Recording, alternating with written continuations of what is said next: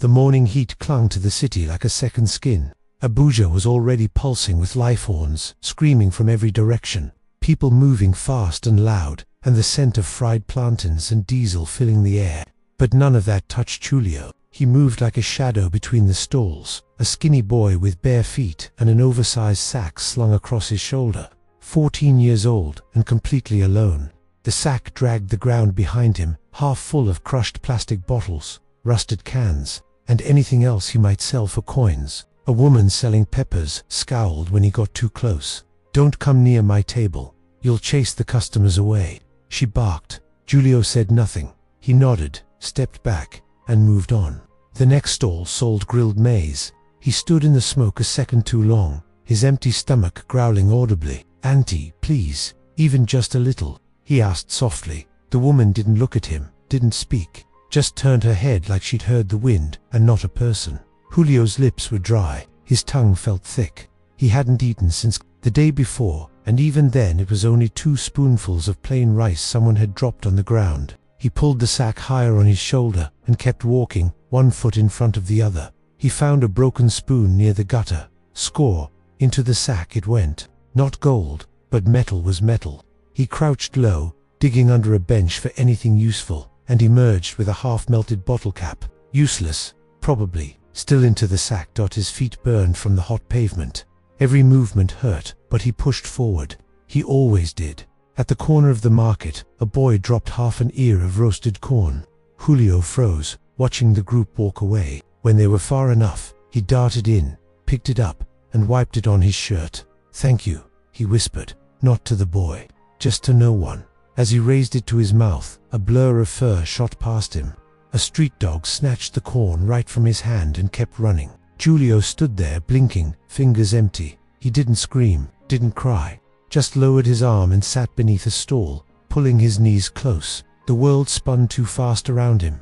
Vendors haggled, children laughed, taxis honked, and he was still a statue, a ghost.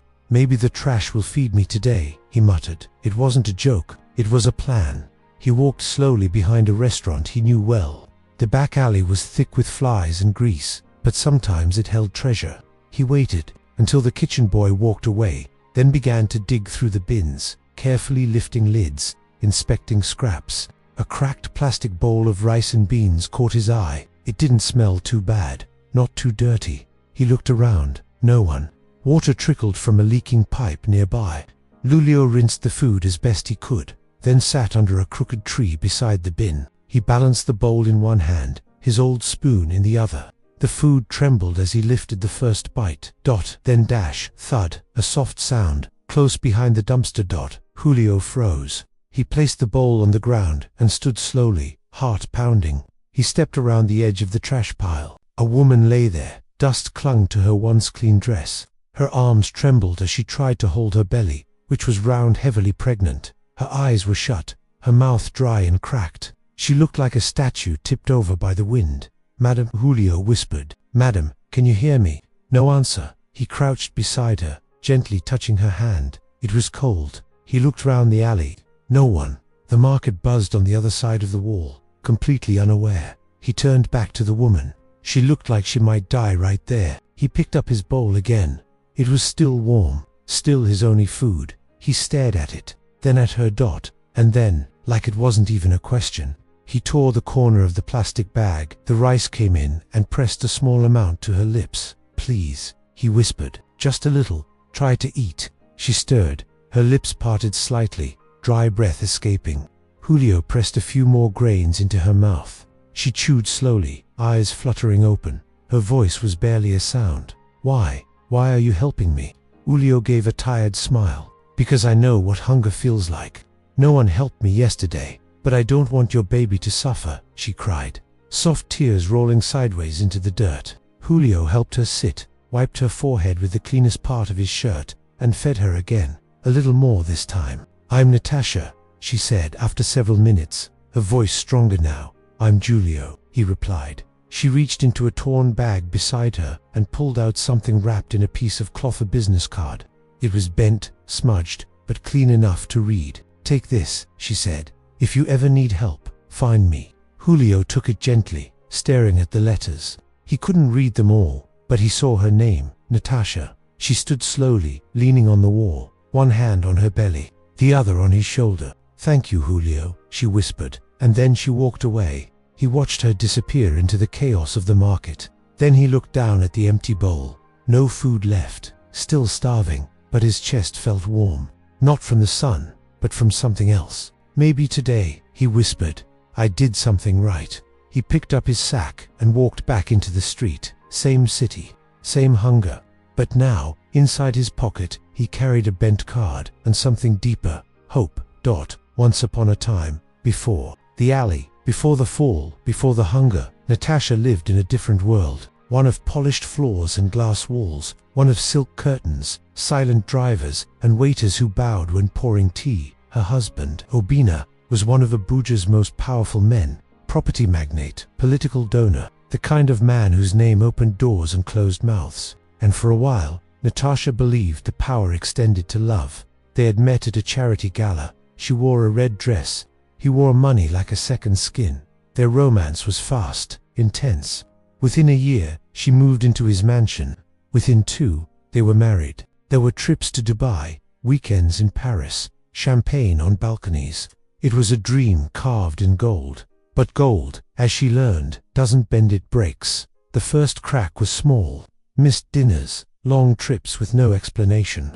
Then came the late-night phone calls, the locked briefcases, the scent of someone else on his shirts. "Obina, are you seeing someone else?" she asked one night, her voice trembling. He didn't flinch. "I'm a man of many needs," he said flatly. "If you don't like it, leave." He didn't even look up from his phone. She stood there, frozen. Her chest burned. The man who once whispered promises now threw her away with a shrug. The love she'd built her world around had evaporated, and all that remained was silence. She was already 2 months pregnant. She didn't tell him that same night. She packed a small bag, just a few clothes, her ID, and the baby's first ultrasound photo. No driver, no cash. Just her trembling hands, and a taxi paid with the last note from her purse. But it didn't take long for her card to stop working. Her accounts were frozen within days. The phone plan cut off. Obina's reach extended farther than she imagined. She stayed in a friend's guest room at first, but gossip spreads faster than mercy, and soon the friend asked her politely, tearfully, to leave. "It's not safe," she said. "Your husband, he has people." So Natasha went to a shelter, then to a church, then to the streets. In the beginning, she still looked like herself, her hair neat, her skin clean, her voice steady. She told herself this was temporary. She would bounce back. She would find work, a small apartment, something. But time is a patient sculptor, and hunger is its hammer. By week 3, her belly had grown heavier and her limbs thinner. She stopped brushing her hair. She began talking less. She avoided mirrors. The worst was not the dirt or the cold or the noise of the streets. It was being ignored, invisible. Invisible. She would speak, and people wouldn't look. She'd ask for help, and they would keep walking. Eyes slid past her like she didn't exist. Once, a child pointed and asked her mother, "Why is that lady lying on the ground?" And the mother replied, "Don't look." She stopped speaking after that. But her baby moved, kicked, reminded her that something inside still believed in life. Natasha learned the rhythms of the streets, where to sleep, where guards wouldn't chase her away, which bakery left bread out when they closed, which pipe had running water. She tucked the ultrasound photo inside her bra, folded tight. It was the only proof that someone was coming. On the morning she collapsed, the sun had risen sharp and white. The sky was too bright, like it mocked her suffering. She hadn't eaten in 2 days. Her lips cracked when she breathed. Her dress sagged on her shoulders. She had passed the restaurant dumpster before, a narrow alley where leftovers sometimes waited in bags that hadn't yet been picked clean by dogs. This time, she barely made it to the wall. Her vision blurred. Her knees buckled, and then darkness, no noise, no pain, just heavy silence and the smell of old oil. She thought she was dying, and part of her wanted to. But then a voice. "Madam," a hand. "Can you hear me?" She blinked. Something touched her lips for a spoonful, then another. Her eyes opened slowly, and she saw him. Julio, a boy, dirty, tired, smaller than her in body, but stronger in spirit. She could see it in his eyes. "Why are you helping me?" she whispered. His answer was not dramatic, not rehearsed. It came like truth always does, quiet and unshakable, because I know what hunger feels like. No one helped me yesterday, but I don't want your baby to suffer, she cried. No one had spoken to her like that in weeks. No one had seen her. This boy did. She ate the rice slowly, every bite a prayer. When her breath steadied, she looked at him again. He was feeding her with his hands, hands that probably hadn't eaten in days, hands that had no reason to care. My name is Natasha, she managed. Giulio, he said. She reached into her bag, the one she had protected like her own heartbeat. Inside was the last thing that connected her to the world she came from, a bent business card from a clinic she once donated to. Her name was still printed on it. Take this if you ever need help. Find me. He took it, unsure what it meant, but she saw him hold it like treasure. She stood with his help. Slowly, one hand over her belly, the other on his shoulder. Thank you, Julio, she said. Then she walked into the market, step by step, back into the world. That night, she found a clinic. Told them she was dizzy and alone. They let her sleep on a bench. It was the first night she didn't shiver from the cold. The next morning, she asked to sweep the floors.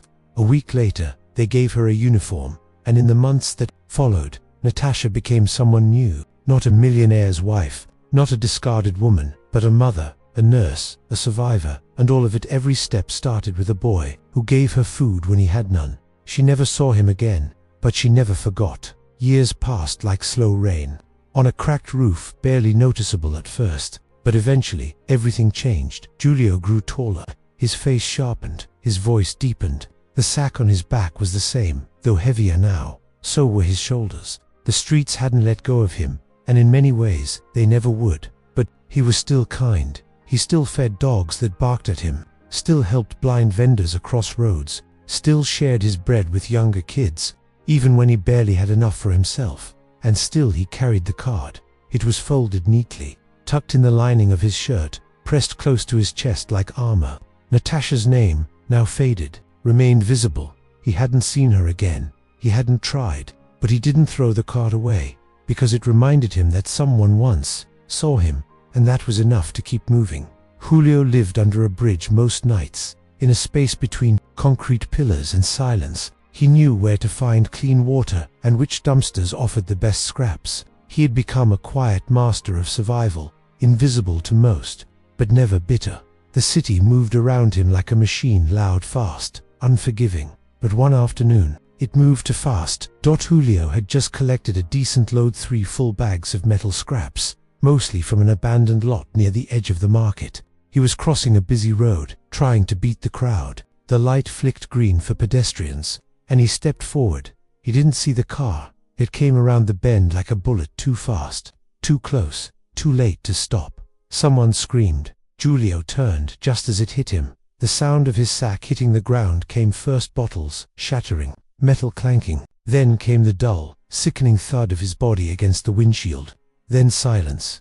People ran over. A woman shouted, "Call an ambulance." A man mumbled, "That's the bottle boy, the one who walks near the bus depot." His blood soaked into the hot tarmac. One shoe had flown off. His arm was twisted the wrong way. 10 minutes later, he was loaded into a taxi. No ambulance had arrived. The driver didn't ask questions. He just drove. St. Grace Hospital wasn't far, but it felt like another planet. Inside, nurses in crisp uniforms rushed around. Machines beeped. Floors gleamed. When Giulio arrived, unconscious, the nurses called a trauma code. The emergency team swarmed the stretcher. Possible concussion, one said. Shallow breathing, internal bleeding, another guessed, and then one voice cut through the others. "Wait." A woman stood at the edge of the room. Her name tag read Natasha. She stepped forward. Her hand clutched a clipboard that dropped to the floor without a sound. Her eyes locked on the face beneath the blood and dust. Her lips parted. Giulio, the other doctor, turned. "You know this patient?" She nodded slowly, her hand trembling. "Yes, I do. Please, don't assign him. I'll take care of him personally." There was hesitation. She didn't wait for approval. She moved toward the stretcher, placed a hand on his chest, and whispered, "You fed me when you had nothing. Now it's my turn." Over the next hours, Natasha didn't leave his side. She cleaned the wounds herself, checked the vitals, adjusted the foredrip. When her shift ended, she stayed. When visiting hours ended, she stayed. Other nurses asked, Is he family? She shook her head. No, friend, no. He saved my life once. He just didn't know it. Julio didn't wake that night, or the next, but his breathing stabilized. His heartbeat grew stronger. He was fighting. Natasha could feel it. She sat beside him each evening, whispering stories of the life she had built, the small apartment, her daughter, her new job. She told him about the times she almost gave up, about how one boy with nothing gave her the strength to rebuild. Sometimes she held his hand, but other times she cried, but she never gave up. On the 5th morning, as the sun poured gently through the window blinds, something changed. His hand twitched. Natasha leaned forward. Julio. He moved again. Then his eyes opened, blinking slowly against the light. He looked dazed, lost. His lips moved. Where am I? He whispered. Natasha smiled, her eyes already wet. You're in a hospital, but you're safe. He looked at her, confused at first. Then his brow furrowed. I know you, he said. She nodded. You were pregnant. Behind the restaurant, he said, almost a question. Yes, she whispered. And you gave me food when you had nothing. His eyes widened. Tears pooled slowly. No one ever remembered me, he said, voice cracking. I never forgot, she replied. He tried to sit up, but Natasha placed a hand on his chest. Don't move. You need rest. I'll take care of everything. Julio closed his eyes, not in pain, but in peace. For the first time in years, someone cared. Julio didn't ask how many days had passed. He didn't have to. His body told him. The pain came in pulses, his ribs when he breathed too deeply, his arm in a sling, the dull ache in his skull when he sat up too fast. But despite it all, there was a quiet calm inside him.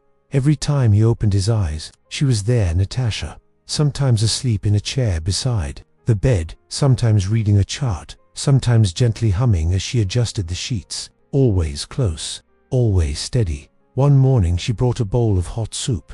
Steam rose in soft ribbons. Julio's mouth watered before the spoon even reached his lips. He took it with shaky hands. You don't have to do this, he said. Yes, I do. He paused. Why? Natasha looked at him for a long second. Because you didn't hesitate when I needed you. Because you gave your only meal to a stranger.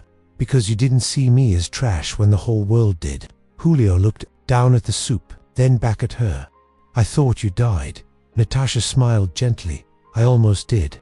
But you gave me just enough to hold on. He wanted to cry but didn't. He just nodded and took another spoonful. The days that followed were strange in the best way. Warm food, clean sheets, gentle voices, a roof. He hadn't felt that kind of safety since ever. When the doctor finally told him he was strong enough to leave, he panicked. Leave? Where would I go? He asked, staring at his bandaged hands. Natasha walked into the room, carrying a small bag of fruits. She heard his question and set the bag down.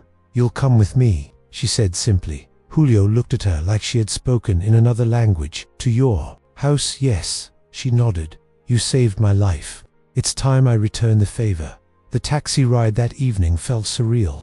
Julio sat stiffly, watching the city blur by. The same streets he used to walk barefoot now passed him behind glass. They turned onto a quieter road lined with trees and children playing with sticks in the dirt. The buildings were old but cared for. When the taxi stopped, Julio hesitated. The apartment building wasn't fancy, but it was clean. Pots of flowers stood on the windowsills. He followed Natasha up to flights of stairs, heart pounding.